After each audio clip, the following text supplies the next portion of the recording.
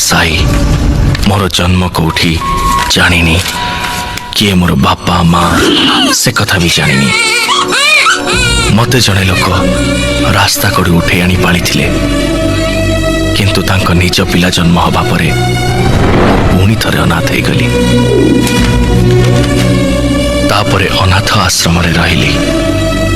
पाठ पढ़ा प्रति मोर आग्रह देखी अनाथ आश्रम परिचालक मते अन्य एक स्कूल पाठ पढ़ेले अनाथ बोली मो संगे केही मिसु नथिले मते घृणा करुथिले निजठु दूर रे रखुथिले एकुटिया रहिबार बोधे मोर भाग्य रे लेखा थिला